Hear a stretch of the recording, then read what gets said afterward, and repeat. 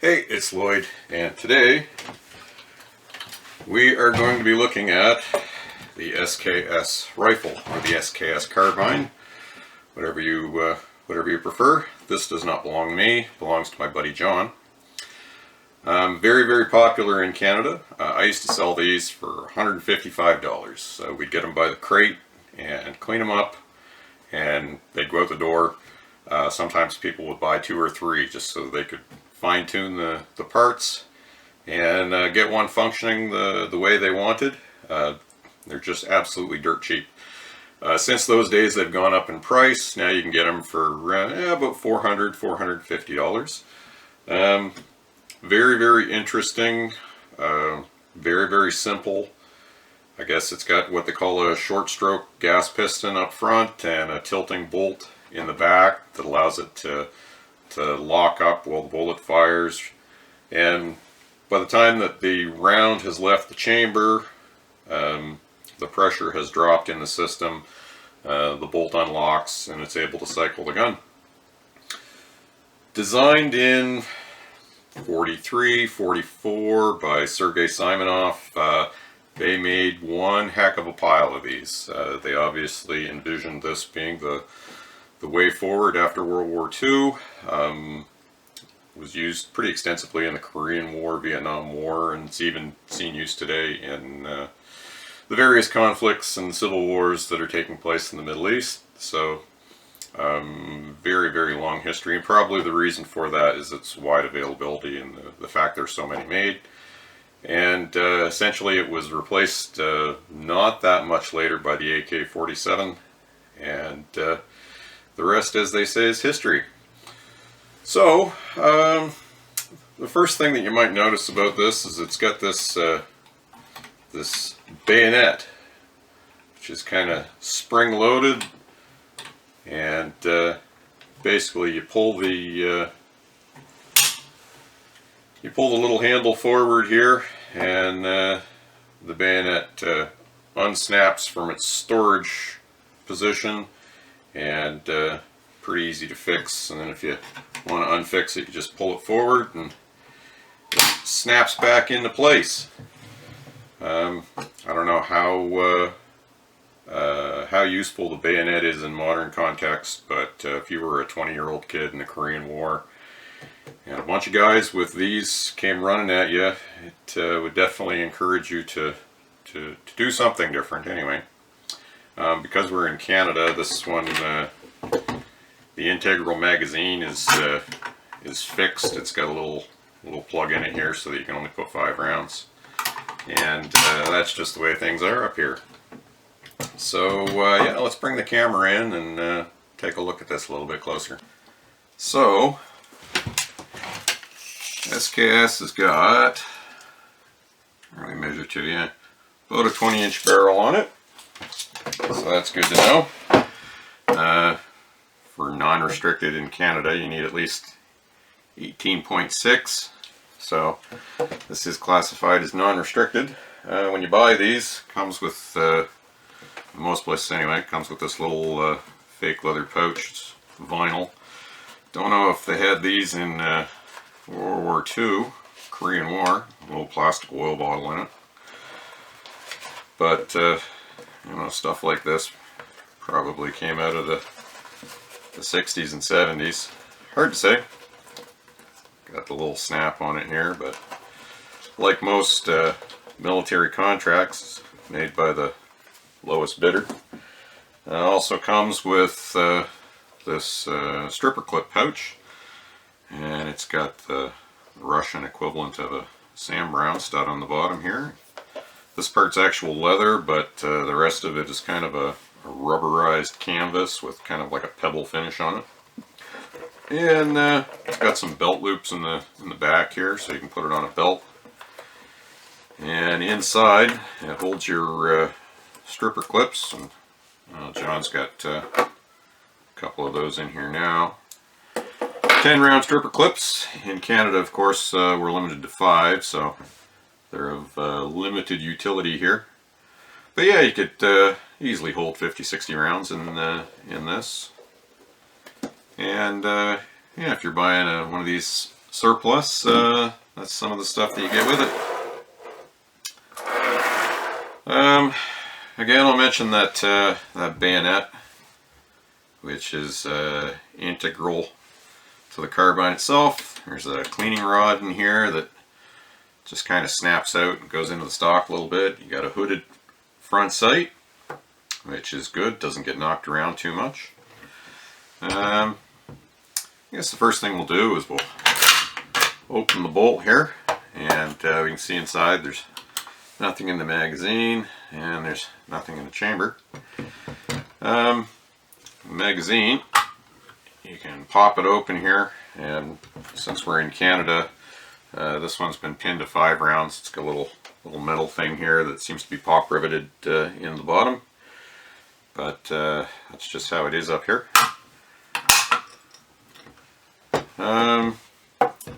Safety, in the up position it's safe, and you flip that down and you're ready to fire. It's got a swivel back here, a sling swivel, and then up here on the gas block there's another sling swivel, so you can put a sling on this. It's got a stripper clip guide up here so that you can basically fit those strip clips right in, and then you just push, slide your rounds into your magazine, which is kind of a neat thing. It's got a pretty typical Soviet sight here over top of the breech. I'm not sure whether the Soviets used meters or yards, but at the lowest setting here it's set for 100, and it's got these 2 little spring-loaded buttons, and you push those in and you can run that out to longer range. Some of those ranges may be optimistic, at least for an old guy like me. The only way I have found to drop the bolt in this, if you're not dropping it onto a live round, is by releasing the magazine, and at that point you can drop the bolt and reclose your magazine.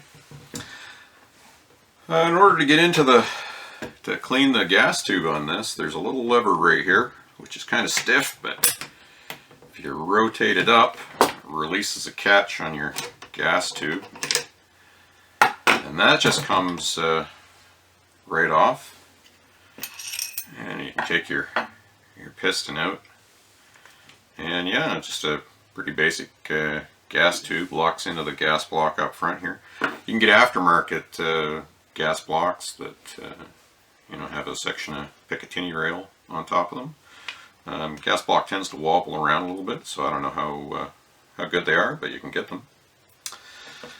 In the rear, we've got another one of these takedown levers, but this one you rotate it 90 degrees and you pull it out, and it is captive, and then your rear dust cover comes off.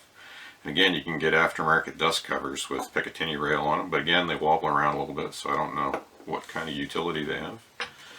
Then you can take your buffer spring out, and then your bolt carrier also come out. And kind of the way that this works, when it's in battery, this bolt kind of drops down a little bit, not at this steep an angle, but I'm kind of exaggerating here. And it locks up against a locking surface so that when you fire it, the bolt doesn't fly back and blow off into your face with the dust cover and all the other stuff. And that locks up. I don't know if you can see it, but there's a little surface, there's a locking surface right here that bolt tilts down against, and then once the bullet has exited the chamber, theoretically the pressure is dropped enough, and that is able to slide up from its locked position back up into the bolt carrier, and the bolt carrier carries the bolt back, and recoil spring brings it forward with another round. So yeah, that's pretty much all there is to field stripping one of these. It allows you to to clean it from the rear. That way you don't mess up the crown. But yeah, very, very simple rifle made for conscript army. And they made, like I said, one heck of a pile of these. So yeah, all there is to do now is to take this to the range and see what it does. Yeah, I've never seen that technique before. No, like, but the guy's clearly been shooting a lot. Because, like he said, he does it every day. So what do you just close the bolt and dump them in the bottom, or? Yeah. And safety's on. And just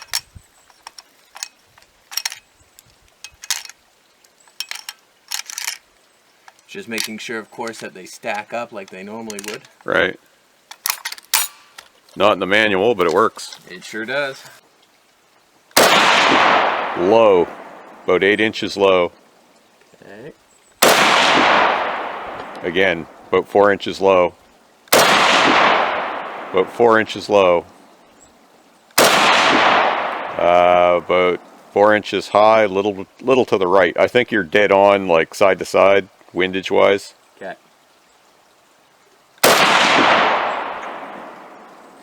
Yeah, that was just a smidge high.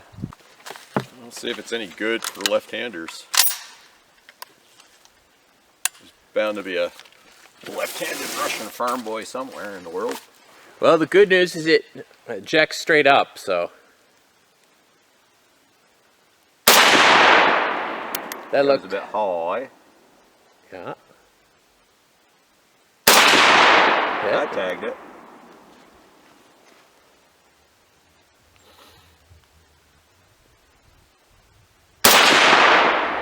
There we go. I think your target stuck another one. Oh man, I want to take a look at that. So I guess you don't close a bolt on a empty mag. That's right. It's there we go. hold open so you can get your next stripper in. Yeah, let's go have a look.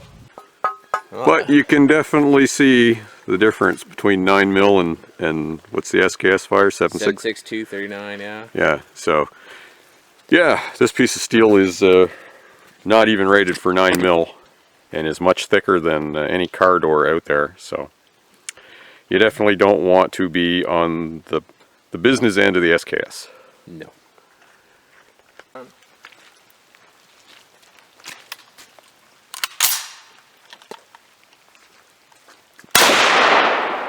To the left. Right on. To the left. A little left. A little high. Oh, was that 5 rounds already? I don't know. It's always too quick. Canada. Yeah. So the couple times we were able to hit that piece of 1/2-inch plate, left pretty good craters in it. So definitely it will go through a soft skin vehicle, and you wouldn't want to be sitting inside it with SKS rounds coming through at you. So SKS 1950s Soviet tilting block carbine. What do you know about it? Well, it's actually technically 1940s because the first prototypes were actually rolled out around 1945. I think actually there were some in 1944 in very limited use, very much towards the end of the war, but it wasn't the true SKS, it was a prototype, so not really, and I think even the prototype might have used like full cartridges versus this intermediate cartridge it uses. Right, still that cartridge is pretty powerful, as we saw. Oh, yeah, absolutely, exactly. Well, that was the whole point. At the time, they were trying to get something that was, you know, between a pistol round and, you know, the full-on battle cartridge. So you could carry like a lot more rounds, right? Exactly.